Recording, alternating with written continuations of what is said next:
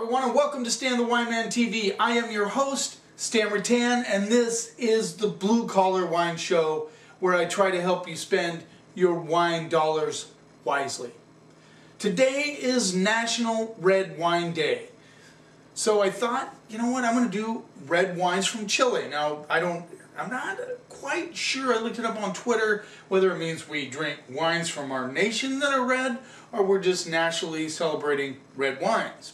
Not sure, but I'm going Chile on you, partially because I want to taste these new Los Vascos wines, the new vintages of Los Vascos. So, you know, I'm kind of excited to do that. I love Chilean Cab and Carmenere, and I have both of those. So, hopefully you get a chance to show your appreciation for red wine and have a glass or two of red wine today on National Red Wine Day. It's funny, there's seems to be a day dedicated to a lot of different wines, and I never was aware of that for the longest time. And get on Twitter, you find out a lot of this stuff. Actually, my stepdaughter heard it on the radio, told me about it. I go, oh, okay, well that's good. I got these wines to try, so let's get started. Los Vascos 2014 Cabernet Sauvignon, estate grown, Colchagua, Chile, and this runs at $10. Now, if you're going to do National Red Wine Day, do wines that are affordable, right? For a lot of us, we do affordable wines. There you go. So this is actually from Domaine Baron de Rothschild Lafite, Rothschilds Lafite. So a lot of these Bordeaux producers have realized the value of Chilean soil and how they can produce great wines from this country for a lot less money, because land is cheaper, fruit's cheaper, labor's cheaper, all of it's cheaper over there. So they go there and they've started these wineries, and Rothschild's not the only one who's done it. Many others have stepped in and started doing wines out of Chile and Argentina, actually. Let's see what we get on the nose. Interesting, I get a little bit of almost like a vanilla wafer, chocolate covered vanilla wafer. And green bell pepper, which is really something that you'll find in a lot of Chilean cabs. You get that green bell pepper on the nose, very common. A little bit of bark coming through, which is interesting. Let's see what we get on the palate.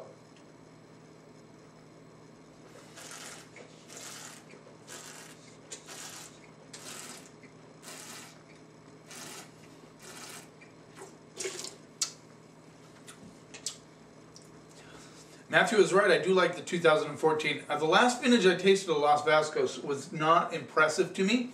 This has a nice, smooth tannins, nice currant and cherry fruit on the palate. I mean, it's very full-bodied, but it has a nice spiciness on the back end, which is kind of cool.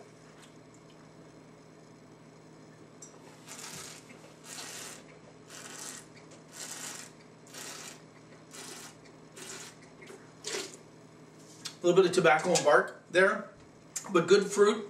I think a lot of you are going to like this wine because you can sit down and sip it. It would definitely go with food. The spice would be nice, especially with a steak with a little bit of seasoning on it. It'd be perfect. This would and yet it's soft enough in the tannins. I think you could have this with some barbecue chicken for sure. And you just get a little essence, just like somebody squirted essence of green bell pepper. It isn't a strong part of the flavor profile.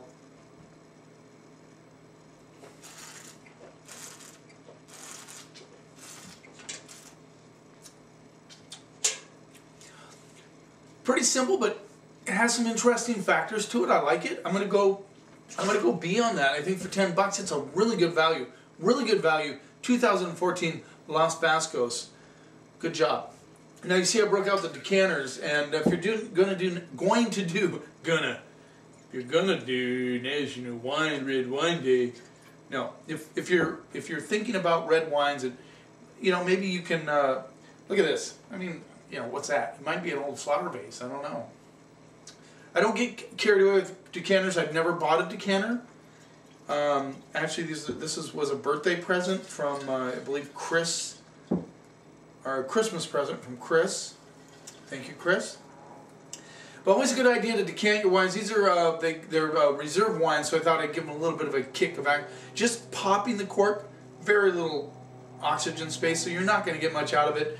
The best way to do it is if you don't have a decanter, pour a little in your bottle, put the cork back in, shake it up, give it a little shake, get it stirred up, pull the cork, but make sure there's that space available there. Just helps it decant, if you're interested in doing that. I didn't decant this one, it came out beautifully. So, you know, sometimes that is okay. Alright, let's give it a little rinse here. How many of you go to Chile to look for, or, you know, look in the Chilean wine section for wines? I bet a lot of you do. I know I sell a fair amount of Chilean wines in my shop. Now let's move on to the Los Vascos Grand Reserve Carmenere 2012. Again, Domaine Baron de Rochelles Lafitte, called Chagua, Chile. Very popular. A lot of producers are on called Chagua. This rolls in at $20. So a little bit more money. This is Carmenere. For a long time they thought it was Merlot, and then they did some research and found out that it was Carmenere, which is the name of the grape. Used to be one of the grapes of Bordeaux. I think I heard somewhere they might be planting Carmenere again in Bordeaux. Be interesting. So this is definitely vegetal on the nose. You get a lot of tossed salad, a lot of asparagus and green bell pepper, but there's some nice chocolate tones in the back end. I'm always careful with Carmenere at the store. I mean, I try to find ones that don't get too heavy in the vegetal category, only because if I'm not there to tell the consumer about that, they may get home and be, I'm never trying a Carmenere again. I don't want to drink tossed salad. I'm not interested in drinking tossed salad. So I try to bring in ones that don't have that, because not all Carmeneres have that profile. But this definitely has it on the nose. But it has some nice chocolate fruit coming through. Chocolate. A little bit of licorice. I get like dark cherries for sure. Let's see what we get on the palate. Little nose burn there. I'm curious what the alcohol content on that is. Little bit of a nose burn. I felt it. Okay, I can't find it. They always put it in such tiny lettering. Oh yeah, 14%. Get it? 14%. Let's see what we get on the palate.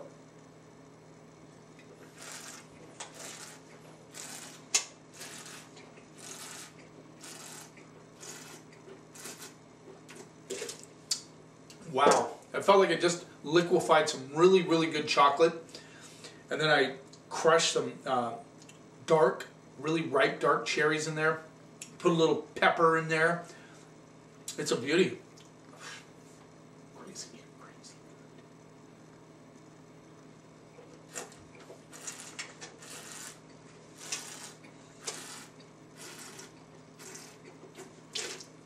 Very polished, really nice.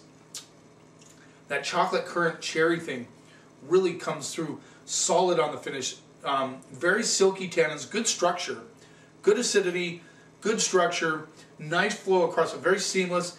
Has just a little bit of that veggie attitude, but not enough to turn. I wouldn't think anybody would be turned off by this wine in any way. But it lets you know, hey boys, I might be delicious, but I am a Carmenere. Yeah, I like that.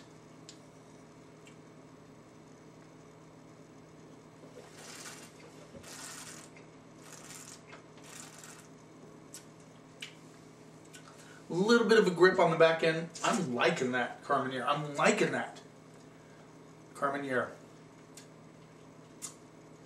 I'm going to go B+, close to A- on that. Let's move on. Good stuff. I think there's going to be a hot price on this, so keep your eyes open. If you're coming into the store or you're in another store, I think there's going to be some hot prices out there on that. Probably around 17 bucks, maybe 16, 17 bucks. All right, let's move on. Los Vascos Grand Reserve Cabernet Sauvignon 2012, called Chagua, Chile. Again, Barons de Rothschild Lafitte, Rothschilds Lafitte. I keep messing that up. Again, $20. There's the label.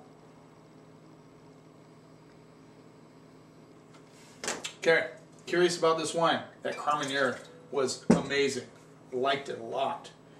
Liked the 14 cab for $10. Crazy.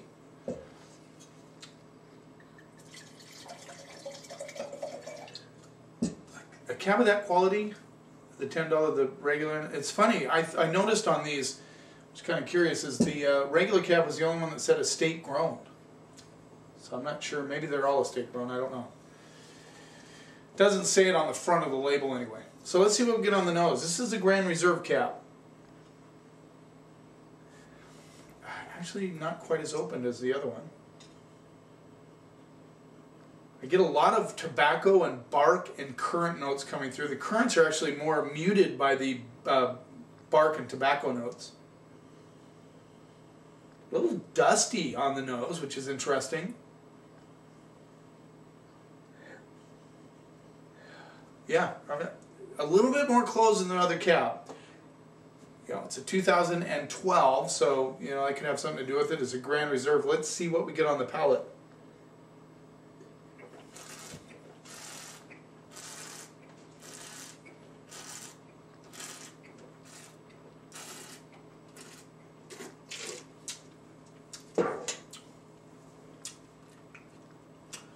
Impressive. I'm impressed. I'm impressed. This too has currants with a little undertow of chocolate. Good spicy like white pepper, a little bit of black pepper on the finish. Nice, smooth, but structured tannins. Getting a little bit of that tobacco and bark, but not a lot. The fruit is there.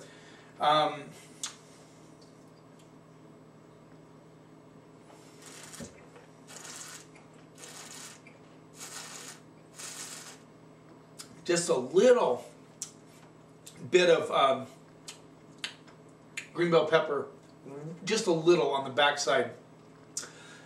You know, I'll just say right now, if you're into like $25 to $30 Napa cabs, you like the plushness of them, you like the full-bodied, you know, smooth fruit, you're gonna love this baby.